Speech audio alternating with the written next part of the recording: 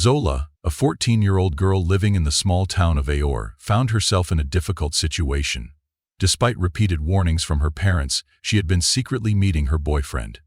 Her father's words echoed in her mind, "You're too young to have a boyfriend. Focus on being useful to yourself and leave boys alone for now."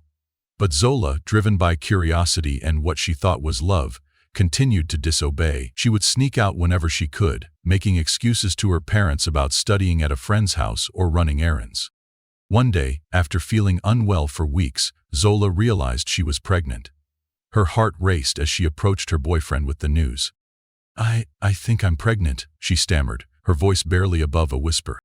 Her boyfriend's face drained of color. "What? No, that's impossible. It can't be mine," he said, backing away from her. Zola felt her world crumbling. But you're the only one I've been with," she pleaded. "I don't care. I'm not ready for this." "Don't tell anyone it's mine," he said coldly, before walking away, leaving Zola alone and scared. For weeks, Zola struggled to keep her secret. She wore loose clothes and tried to act normal, but the fear of discovery consumed her. Every morning she woke up dreading the moment her parents would find out. One night, as she lay in bed, she overheard her parents talking in the living room. "I'm worried about Zola," her mother said. "She's been acting strange lately." "Maybe she's finally taking her studies seriously," her father replied. "It's about time she listened to us about focusing on her future." Zola felt a pang of guilt. She knew her parents had high hopes for her, and now she had let them down in the worst way possible. The fear of disappointing them, coupled with the terror of becoming a mother at such a young age, overwhelmed her. She imagined the shame she would bring to her family, and the possibility of being kicked out of her home. "What am I going to do?" she whispered to herself, tears streaming down her face. For days, Zola wrestled with her options. She considered telling her parents, hoping they might understand, but every time she tried to bring it up, her courage failed her. One afternoon, as she walked home from school, she passed by the bus station. She stopped, staring at the buses lined up, ready to take people to far-off places. An idea began to form in her mind. That night, Zola lay awake, her mind racing. "I can't stay here," she thought. "I can't face them. I can't face anyone." The next morning, after her parents left for work, Zola made her decision. With shaking hands, she packed a small bag with some clothes and the little money she had saved. As she stood in her room one last time, she looked around at the familiar surroundings. Her school books on the desk, photos of her friends on the wall, the teddy bear she had since childhood sitting on her bed. Everything reminded her of the life she was about to leave behind. Zola scribbled a quick note. "I'm sorry. I love you. Please don't look for me." She left it on her bed, hoping it would buy her some time before they started searching. With a heavy heart, she slipped out of the house. As she walked toward the bus station, every step felt like lead. She kept looking over her shoulder, afraid someone might recognize her and stop her. At the bus station, Zola approached the ticket counter. Her voice trembled as she spoke to the attendant. Ticket please, to wherever the next bus is going." The attendant looked at her curiously, but didn't ask any questions. "Next bus is to Lagos, leaves in 10 minutes. Zola nodded, handing over most of her money for the ticket. As she waited for the bus, she thought about her parents coming home to find her gone. She imagined their worry, their anger, their disappointment, but in her mind, this was the only way. As the bus pulled up, Zola took one last look at the town she had called home for 14 years. Tears welled up in her eyes as she boarded, knowing she was leaving behind everything and everyone she knew. The bus lurched forward, and Zola watched through the window as Aor faded into the distance. She placed a hand on her stomach, feeling the weight of her decision and the uncertainty of her future. "I'm sorry," she whispered, to her parents, to her unborn child, and to herself. After several hours of driving, the bus finally came to a stop at a bustling park in Lagos. Zola stepped off the bus, her legs wobbly from the long journey. She stared wide-eyed at her new surroundings, overwhelmed by the noise, the crowds, and the towering buildings. This was nothing like her small town in Aor. "Where am I supposed to go now?" Zola muttered to herself, clutching her small bag tightly. She had spent her last naira on the bus ticket, leaving her with no money and no idea where to go. The reality of her situation began to sink in. She was alone, pregnant, and lost in a big city she knew nothing about. As the sun began to set, Zola wandered the streets of Lagos. Her stomach growled with hunger, reminding her that she hadn't eaten since morning. She passed by food vendors, the aroma of their wares making her mouth water, but she had no money to buy anything. "Excuse me," she tried asking a passerby, "do you know where I can find a cheap place to stay?" The person barely glanced at her before hurrying away, leaving Zola feeling even more alone. As darkness fell, Zola's fear grew. She had nowhere to sleep, and the streets were becoming more intimidating by the minute. She kept walking, her feet aching, hoping to find somewhere safe to rest. In a quieter part of the city, Zola spotted an elderly woman locking up what looked like a small shop. Desperate for help, she approached the woman. "Good evening, Ma," Zola said, her voice trembling. "Please, I'm new in this place, and I'm lost. I can't find my way. Could you please let me sleep at your house until tomorrow? Please help me." The elderly woman looked at Zola with surprise and suspicion. "What do you mean, you're lost? What are you doing on the street at this time of night? Where are your parents?" she asked, her voice sharp with concern and a hint of accusation. Zola, feeling cornered and desperate, decided to tell the truth. I ran away from home," she admitted, her eyes welling up with tears. "I'm pregnant and I was scared to tell my parents. I have nowhere to go." The woman's expression changed from surprise to disappointment. "You got pregnant? As young as you are? You're already pregnant?" she scolded, shaking her head. "You must be a stubborn girl. Now go away from me, I can't help you." Zola felt her heart sink. She had hoped the woman would take pity on her, but instead, she found herself being chased away once again. With tears streaming down her face, she walked away, feeling more alone than ever. "Tomorrow," Zola nodded, barely able to speak as she left the mansion. A mix of excitement and fear filled her. She was going to see her baby again, but at what cost? Zola started her job as a nanny in the billionaire household, her heart racing every time she saw Adam. She had to remind herself constantly not to show too much emotion. "Good morning, Adam," she'd say softly each day, fighting the urge to scoop him up and never let go. Mrs. Mark noticed Zola's gentle way with the baby. "You're so good with him, Zola," she said one day.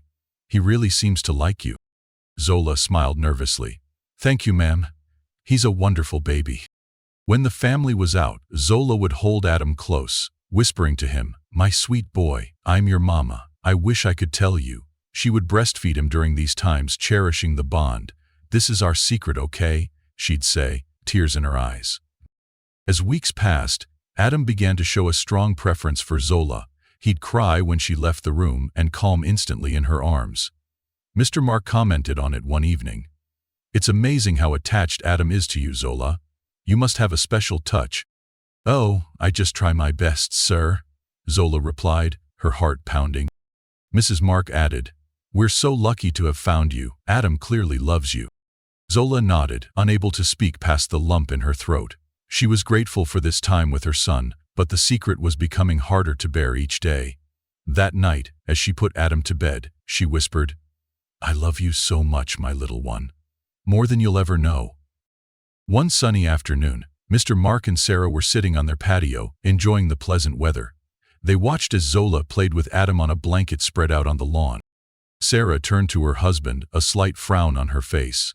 "Honey, I don't know, but have you noticed how attached that nanny is to Adam?" Mark nodded, his eyes focused on Zola and the baby. "I was just about to mention that, my darling.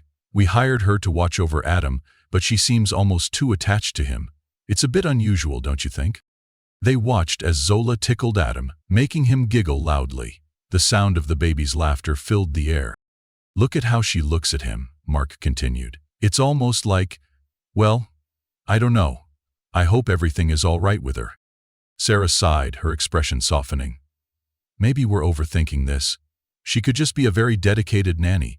Some people are naturally good with children." "That's true," Mark agreed, but he still looked concerned. "But don't you find it odd how quickly Adam bonded with her? He cries whenever she's not around." Sarah reached out and patted her husband's hand. "I understand your concerns, but let's not worry too much about it. She's taking excellent care of Adam, and that's what matters most." They fell silent for a moment, watching as Zola gently rocked Adam, who was starting to look sleepy. "You're right," Mark finally said. "She's probably just trying to be a loving nanny. As long as Adam is happy and well cared for, we shouldn't complain." Sarah nodded, smiling as she saw Adam yawn in Zola's arms. Exactly. Let's be grateful we found someone who cares for our son so deeply. Zola was tidying up Adam's toys in the garden when she noticed Mr. Mark and Sarah talking on the patio. She couldn't hear their words clearly, but their frequent glances in her direction made her uneasy. Pretending to be busy, she moved closer, straining to catch their conversation. As she picked up a stuffed animal, she heard Sarah's voice. "That nanny is so attached to Adam." Zola's heart raced. She bent down, pretending to tie her shoelace, listening intently. Mark's response made her blood run cold. Too attached to the baby. Oh no, Zola thought, her hands shaking slightly as she placed the toy in the basket. She caught more snippets of their conversation, each word increasing her panic. As the couple's discussion ended, Zola straightened up, her mind racing. "I have to be more careful," she whispered to herself. "They're getting suspicious. I need to watch my steps." She took a deep breath, forcing a calm expression as she turned toward the house, all the while thinking, "I can't lose this chance to be with my baby. I have to be smarter about this." For 10 long years, Zola lived a double life in the billionaire's household. Every day was a delicate balance of caring for Adam while hiding her true identity. She poured all her love into her son, savoring every moment they shared. "Adam, have you finished your homework?" Zola would ask, her voice gentle but firm. "Almost done, Nanny Zola," the boy would reply, his face lighting up at her attention. As Adam grew, Zola marveled at his progress. She watched him learn to walk, talk, and eventually excel in his studies. Each milestone filled her with a bittersweet mix of pride and sadness. One evening, as she tucked him into bed, 9-year-old Adam asked, "Nanny Zola, why do you always look sad when you think I'm not watching?" Zola's heart skipped a beat. "Oh, Adam, I'm not sad. I'm just thinking sometimes," she replied, forcing a smile. "Nanny, can I tell you a secret?" 9-year-old Adam whispered. Zola's heart raced. "Of course, Adam. You can tell me anything." "You're my favorite person in the whole world," he said, hugging her tightly. Zola fought back tears. "Oh, Adam, you're very special to me, too." Mr. Mark often boasted about Adam's achievements. "Did you see Adam's latest test scores?" he'd say to Sarah. "He's at the top of his class again. He's such a smart boy." Sarah would agree, beaming with pride. Zola would listen to these conversations, her heart swelling with pride but aching with the secret she carried. She'd think to herself, "That's my boy, my brilliant, beautiful boy." During quiet moments, Zola would sometimes allow herself to imagine a different life. What if I had kept him, she'd wonder. But then she'd look around at the luxurious home, the opportunities Adam had, and remind herself why she made her choice. "Nanny Zola, can you help me with this math problem?" Adam would call, snapping her out of her thoughts. "Of course, Adam," she'd respond, grateful for another chance to be close to her son. "Let's figure it out together." Sitting on the couch, scrolling through her phone, he approached her, his heart pounding with excitement to share the news. "Good afternoon, Mom," Adam greeted, trying to keep his voice steady.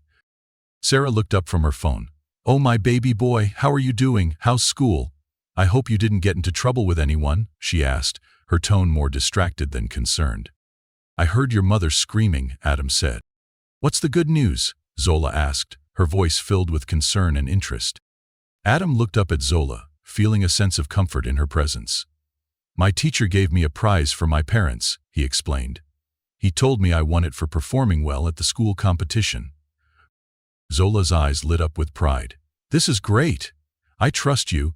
Now tell me exactly what this prize is," she urged, sitting down next to Adam on the bed. Adam took a deep breath before answering. "My teacher told me I won a prize of 20 million naira, sponsored by the governor of our state," he revealed, still hardly believing it himself. Zola's jaw dropped, and she almost fainted upon hearing the amount. "What a huge prize!" she whispered, more to herself than to Adam. Unable to control her emotions, Zola quickly stood up. That's wonderful, Adam, you deserve it," she said hastily before leaving the room and retreating to her own quarters. Sitting alone in her small room, Zola's mind raced. Adam won a prize of 20 million naira, she thought, her heart swelling with pride and pain. "So this billionaire family is going to get all that money won by my son? That's impossible. This is the time to fight and get what is mine," she said quietly to herself. The idea of revealing her true identity as Adam's real mother consumed her thoughts. She paced back and forth in the small space, weighing the pros and cons. "It's going to be hard," she muttered. "But with that prize money, our lives could change forever. We could have a fresh start, just Adam and me." Zola stopped pacing, her resolve hardening. "Whatever happens, I shall get Adam back as my son. I'm his real mother. I carried him for 9 months," she declared to the empty room. Taking a deep breath, Zola left her room and walked back to Adam's door. Her hands were shaking as she knocked softly. "Come in," Adam's voice called out. Zola entered the room, her heart pounding. Adam was sitting at his desk, working on some homework. "Nanny, is something wrong? Why do you look so scared?" Adam asked, noticing her distress. Zola stood there, frozen. The words she had rehearsed in her mind refused to come out. The more she tried to speak, the more frightened she became. "Adam," she finally managed to say, her voice trembling. "Please, there's something I want to tell you." Adam put down his pen and turned to face Zola fully, concern etched on his young face. "What is it, Nanny? You can tell me anything," he said, his voice full of trust and affection. Zola took a deep breath, knowing that what she was about to say would change everything. The truth that she had kept hidden for so long was about to come out, and there was no going back. If you want to find out what happens next in this touching story, please subscribe to African Tales by Rosa. We'd love to hear your thoughts, so leave a comment below and type "continue" if you're ready for episode 2. Your feedback will help us create more wonderful stories for you. Thank you for joining us on this journey.